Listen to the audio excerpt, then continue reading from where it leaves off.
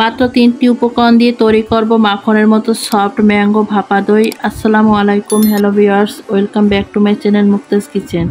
আজকে আমি আপনাদের সাথে শেয়ার করব একদমই সহজভাবে ম্যাঙ্গো ভাপা দই। এই গরমে মন প্রাণ শান্তি করার জন্য সম্পূর্ণ একটি নতুন রেসিপি করে দেখাতে যাচ্ছি। মাত্র 3টি উপকরণ দিয়ে এটা তৈরি করে নিতে পারবেন, আর খেতে হবে একদমই মাখনের মতো সফট আর ক্রিমি। প্রচণ্ড এই গরমে যারা আম দই খেতে পছন্দ করেন তারা একবার হলেও ট্রাই করবেন। আশা করছি আপনাদেরও খুবই ভালো লাগবে। তো বন্ধুরা, আমার আজকের এই রেসিপিটি যদি আপনাদের কাছে ভালো লাগে তাহলে অবশ্যই একটি লাইক দিয়ে সম্পূর্ণ ভিডিওটি দেখে নেবেন।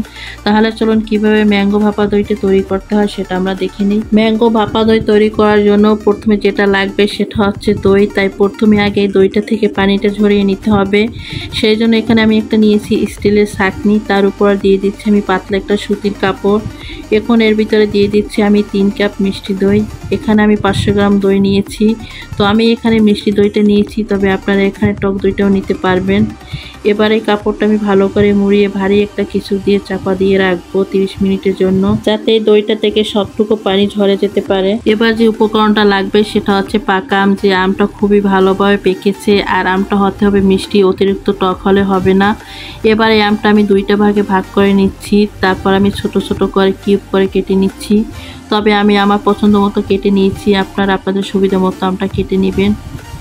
এই তো আমি আমের টুকরোগুলো কেটে নিয়েছি। এবারে আমের টুকরোগুলোকে আমি ব্লেন্ডার করে সফট স্মুথ করে একটা পেস্ট করে নিব। এই তো ব্লেন্ডার করে নিয়েছি। তবে এখানে কাপ দিয়ে মাপলে 1 কাপের মতো আমের পিউরি হবে। এদিকে প্রায় 30 মিনিট এভাবে চাপা দিয়ে রাখার কারণে দইটা থেকে সবটুকু পানি ঝরে গেছে।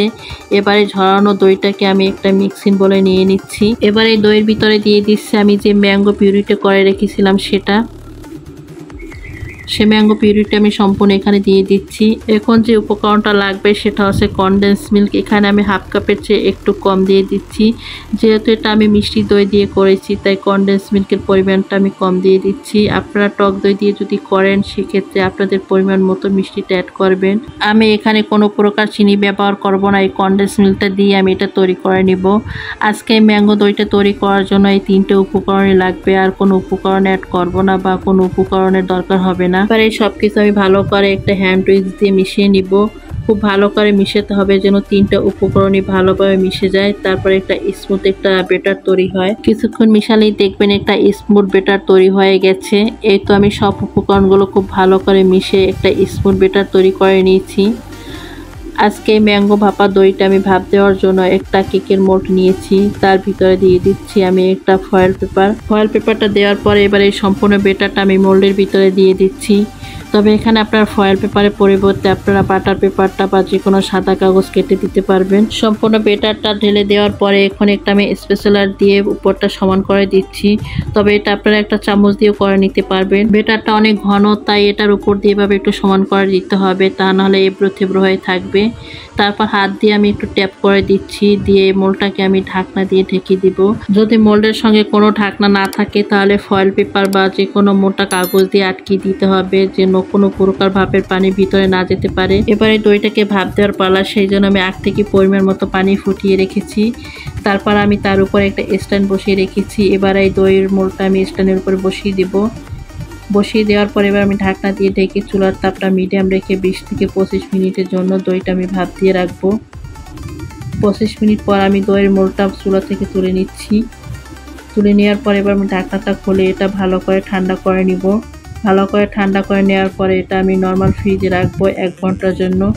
তবে আপনারা এটা তখনও খেতে পারবেন, কিন্তু ঠান্ডা করে খেলে এই ভাপা দইটা খেতে বেশি ভালো লাগবে। এই তো আমি প্রায় 1 ঘন্টা পর দইটা ফ্রিজ থেকে নামিয়ে নিচ্ছি। নামিয়ে এবার একটা চাকু দিয়ে আমি 4-5টা ছাড়িয়ে নিচ্ছি। তারপরে মোল্ডের উপর আমি একটা প্লেট রেখে আনমোল্ড করে নিচ্ছি দইটা। এই তো আমি দইটা আনমোল্ড করে নিচ্ছি। দেখতেই পাচ্ছেন দইটা কতটা সুন্দরভাবে সেট হয়ে গেছে। এবারে ম্যাঙ্গো ভাপা দইটা আরেকটু আকর্ষণীয় আর সুন্দর করার জন্য ছোট ছোট আমের টুকরা দিয়ে আমি গার্নিশ করে নিচ্ছি। আমের টুকরাগুলো দেওয়ার পরে এখন আমি উপর থেকে দিয়ে দিচ্ছি কিছু পেস্তা বাদাম। পেস্তা বাদামটা দিয়ে দেওয়ার পরে এখন উপর থেকে দিয়ে দিচ্ছি আমি কিছু রোজ পেটাল। তবে আপনারা এটা এভাবে না সাজিয়ে এভাবেও খেতে পারেন, আবার আপনাদের পছন্দ মতো সাজিয়ে নিতে পারেন। এই তো খুবই সহজভাবে তৈরি হয়ে গেল ম্যাঙ্গো ভাপা দই। এবার এটা কেটে আমি আপনাদের সঙ্গে শেয়ার করছি, আর এটা কতটা পারফেক্ট ভাবে হয়েছে সেটা আপনাদেরকে আমি দেখিয়ে দিচ্ছি।